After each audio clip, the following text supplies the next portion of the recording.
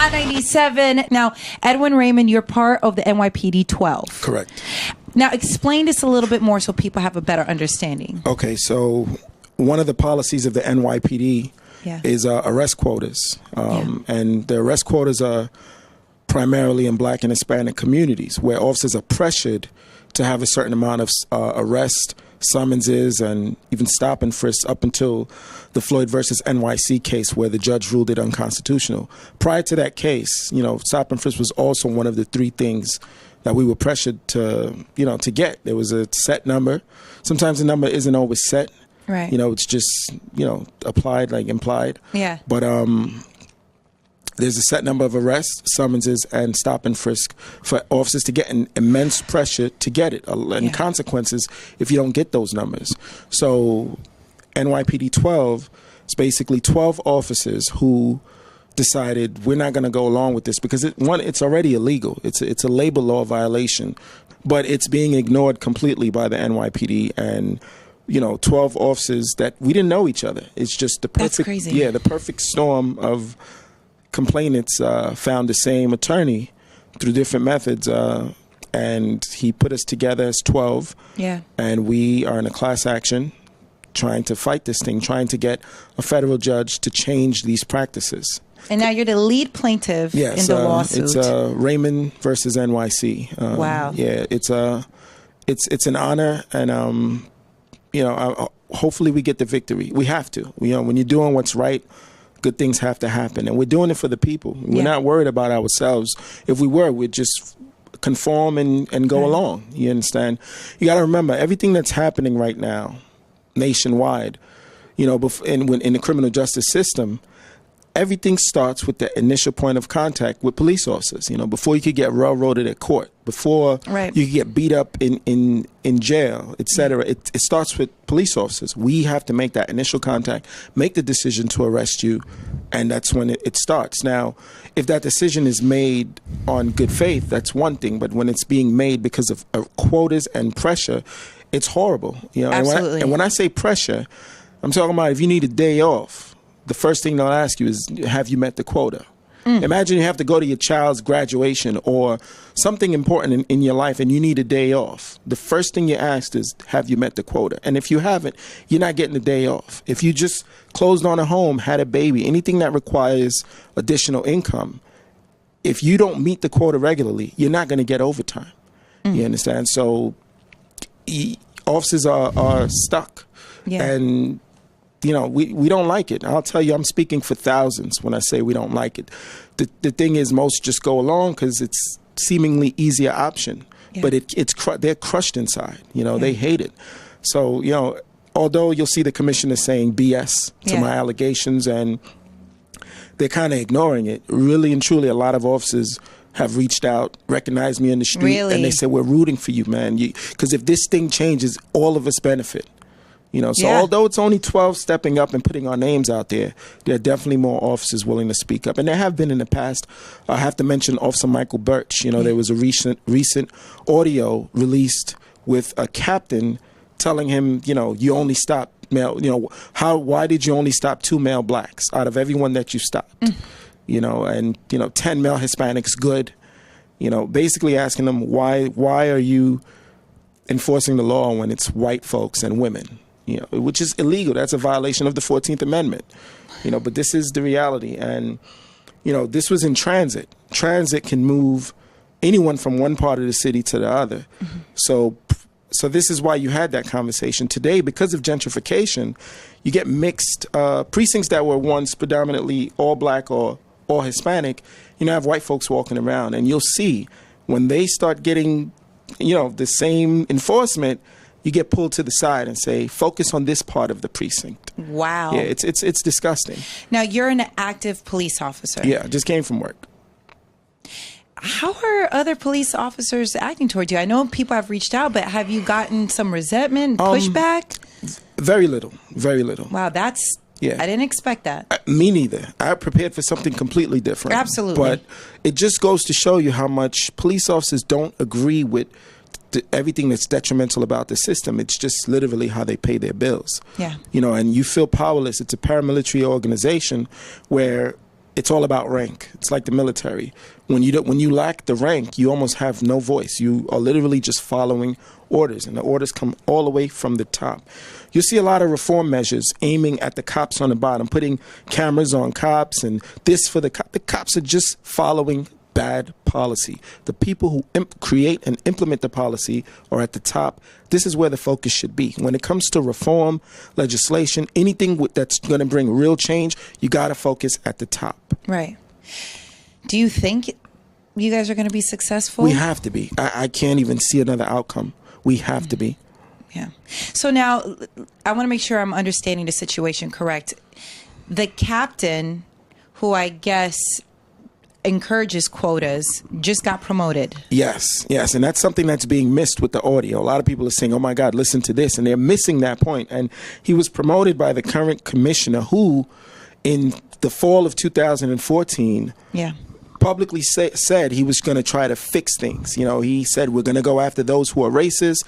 There are people that don't belong in this department. And he promotes one who's on the record. You know, there are many others. So the person that we're hearing in the audio who's encouraging the quotas, he just got promoted. Just got promoted about a month ago, yes. This is the problem. Absolutely. It's at the top. The problem is at the top. Look at the current FBI probe, where every week another, high official is being investigated or handcuffed and questioned by the FBI.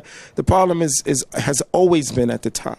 What can be done? I have great supervisors where I work now. I was actually supposed to be promoted to sergeant in December.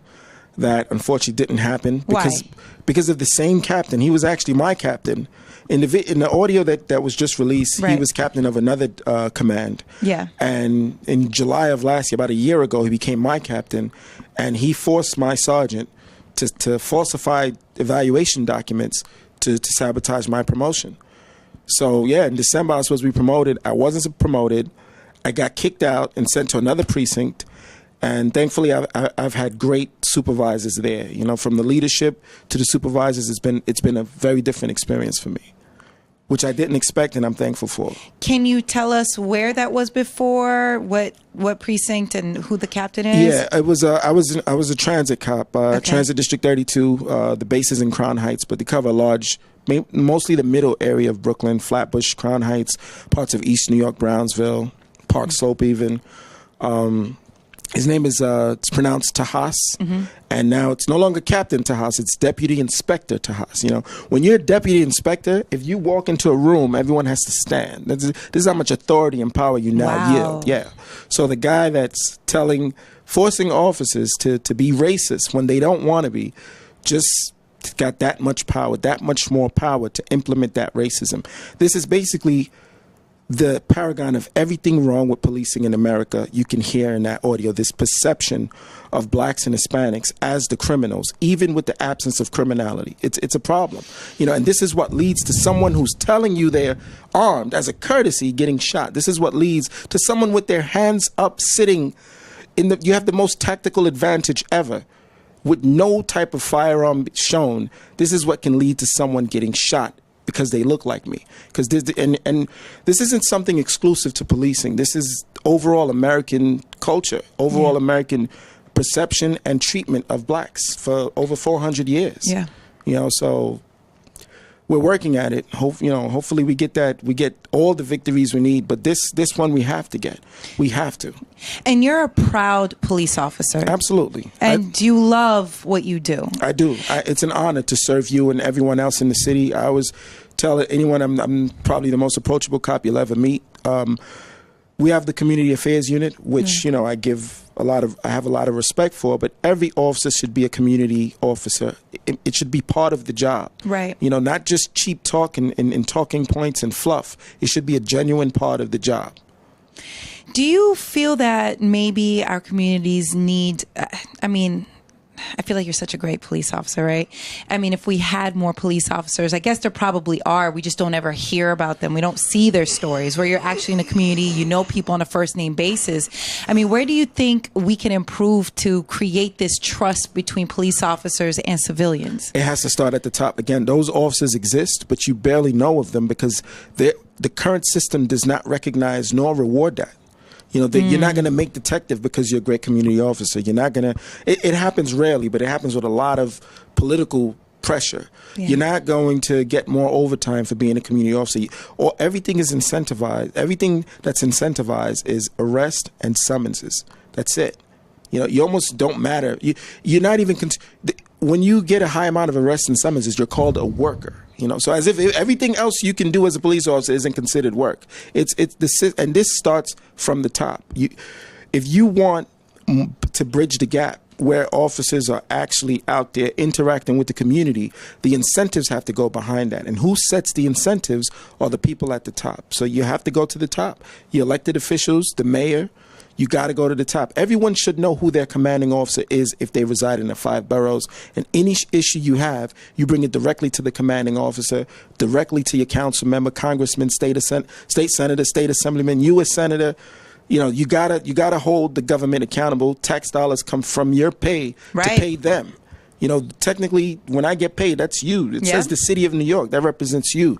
You know, my boss is not, those supervisors, the mayor, the commissioner, they're not my boss. You're my boss. You're our boss. So you have to hold us accountable. What are the steps so that people understand the first step? Like, how do we get to that point? Like, who do we go and complain to? Because I feel like sometimes complaining goes nowhere. Like, how do we empower the people and good police officers together so that we are fighting the systematic issues? Again, the top. Right now, the mayor should not be able to stand in front of any podium and not be questioning about what's going on with policing. The fact that, he shouldn't be able to pass the question off to the commissioner.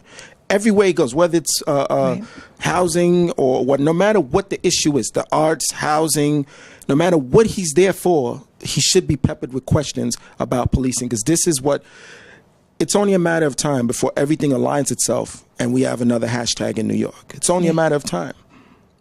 Statistically, we will be there again. As a police officer, I mean, I feel like such a tough situation for you at times. I can only imagine. And then you'll hear that there's police officers who have been murdered, and they're innocent as well in Dallas. I mean, your heart has to be absolutely horrible. You know, that's just, in no way is that a solution. That's only going to bring more issues. That is not a solution whatsoever to murder innocent people. It's basically the same thing you're complaining about. You're doing. That's not the way. You know, we have a system that's far from perfect, that's really never worked for people of color. Yep. But we have to use it as much as we can. It's the most successful victories when it comes to reform have been people who have used the system. Civil Rights Act in the 60s, took Dr. King and the other freedom fighters. They didn't do this stuff overnight. It took over a decade to get the respect that they deserve, before they can get legislation passed. We have to keep at it, keep it civil. Murdering officers is just not the way, and I think about it. Imagine I'm risking my career and livelihood, and I could easily be the person in the car that a person choose to randomly murder just because I'm in a uniform. That's horrible. It's terrible. Yeah. How do we deal with police officers when you see a situation like Charles Kinsey, right? A therapist who's putting his hands in the air. He's laid on his back, who's literally a therapist, a caregiver. He was helping an autistic student, and he gets shot. Yeah. And I mean, how do we tell a young person, Black, Hispanic, minority, Black man, hey, this is how you protect yourself? Like, it's almost like, look, anything you do, you might end up getting killed. I mean, literally, we're watching Charles Kinsey on the floor with his hands up. When I watched that video, he did absolutely nothing wrong. He did everything right. There's nothing I can tell someone that he did wrong that you should do different if you're in a similar situation. He did everything right. The fault goes completely on that officer. And this is, again, this perception of Black men as violent, as criminals, as felons, even with no crime being committed. This is what needs to be tackled, and not just in policing. This is something we have to start really early. I'm in John Jay College now, and there's a course called the NYPD Leadership Course, where they teach critical race theory. And last year when I went to D.C., at Obama's task force on policing, this is what I advocated as the solution: critical race theory. The course starts with slavery in America, right? And I automatically understood. Everyone is in the course with police officers, and they were like, "What does slavery have to do with policing in America?" You know, this is how much people don't know the history of slave patrol and everything that became modern policing. So critical race theory not only starts with that, but it explains where implicit bias comes from and how vicarious experiences, mostly implicit bias from the media and all sorts of different sources. You know, this is where it comes from. Most white folks have never really had a personal negative interaction with a person of color. Yeah. You know, when you look at America, we live in enclaves. You know, the person of color is just a cashier at the mall. Everything they get when it comes to people of color being violent, particularly black men, it comes from TV and other sources of media. You know, and once you put that out there, we're not going to be immune to those, you know, those impulsive thoughts. But once you know the facts, you can correct it while it's happening. I'll share something from Tim Wise, who's an anti-racist activist. He gave a speech, I believe it was either last year or 2 years ago, where, you know, this guy, he's one of the best when it comes to speaking out against racism. He said he was taking a plane, and he'd been flying for decades, and he saw something that he never saw in his life: 2 black pilots, a black pilot and a black co-pilot. And his immediate thought was, are they qualified to fly this plane? You know, and if this is someone who has dedicated his life's work to speaking out against racism, and yet he can still have those impulsive thoughts, all of us can have it. He quickly corrected it, and obviously he's still here with us. He landed safely. But we need to basically work on correcting those thoughts when they happen, because they're going to happen until we changed media and so many other things. They're going to happen. But if we can get the training to correct it, we will get better outcomes. Being a police officer and knowing the history of police in America and talking about slave patrol, is it still a conflict for you? At times, yes. But because I understand, it also helps me become a better police officer, because I understand when I put that uniform on, I'm inheriting all of that history. They don't know Edwin Raymond. They know the cop, Officer Raymond, the most from my name, you know, from my nameplate. So these experiences that we've had as people of color for centuries, from slave patrol to modern policing to, you know, things happening today. Once you understand the history of policing, you should be able to understand, as a police officer, it's not you, it's not personal. You inherit everything good and everything bad about the job. Unfortunately, most people, they take it personal. I never take it personal. You don't know me. You don't know Edwin Raymond. You know, but the professional Officer Raymond, you know, will treat you, you know, as a professional. I'm surprised that they haven't tried to fire you or something.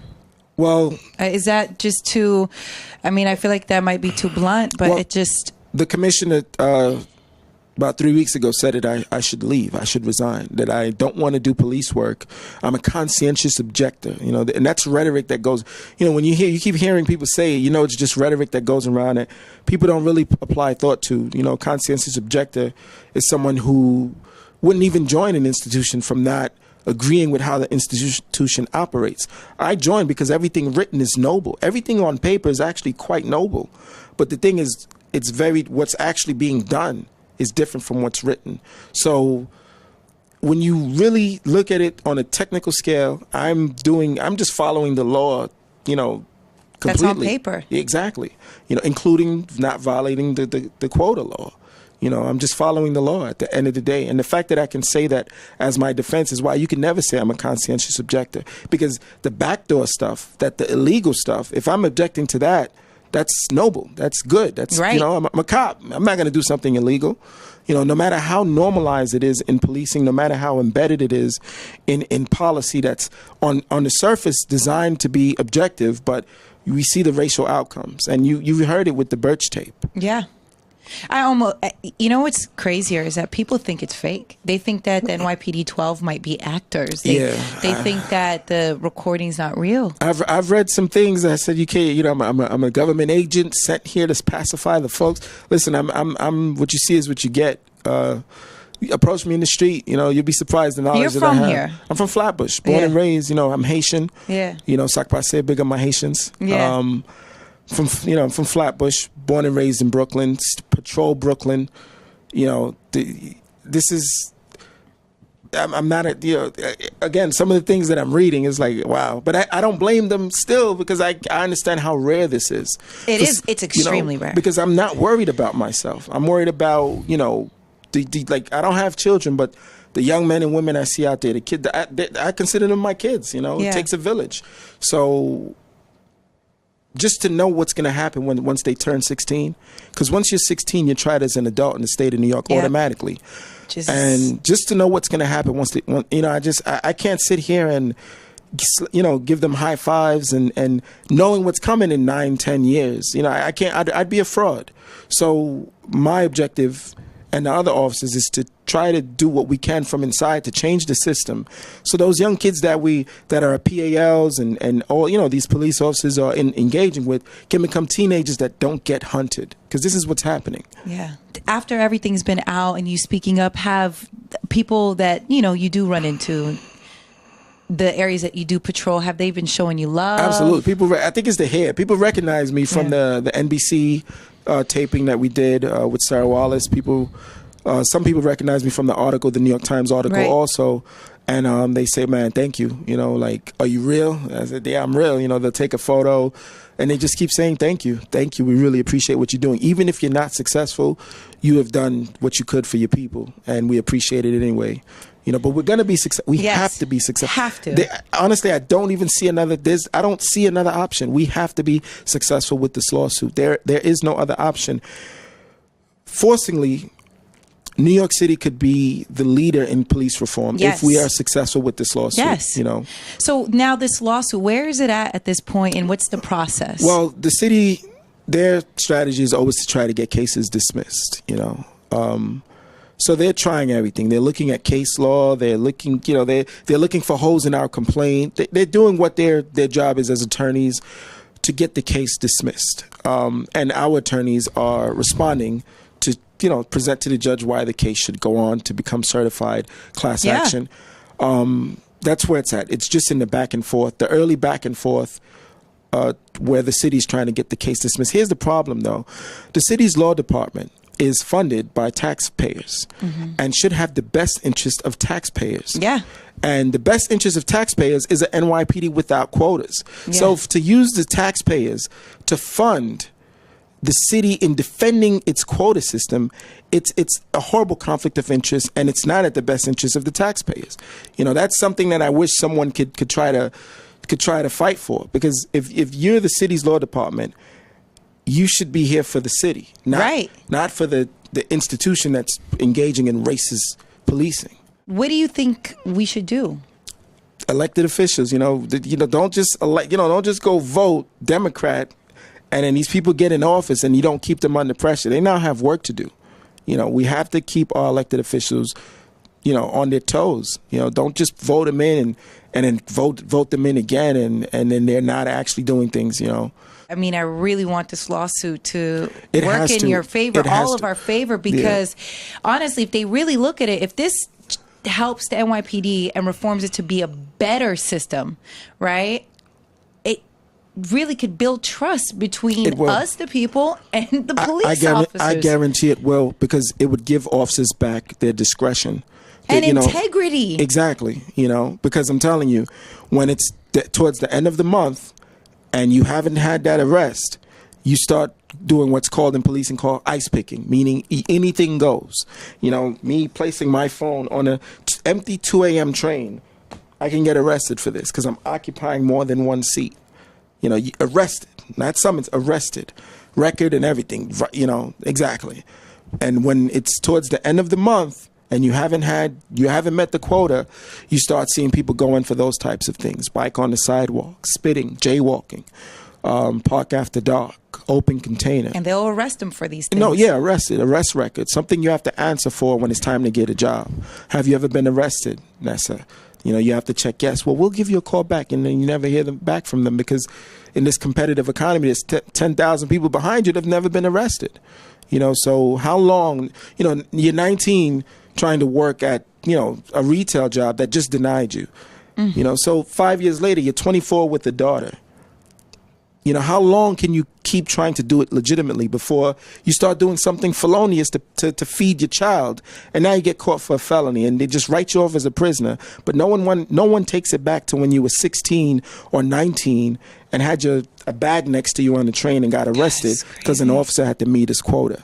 This stuff is all connected. You know, you have to connect these dots and see how this leads to mass incarceration, amongst other things.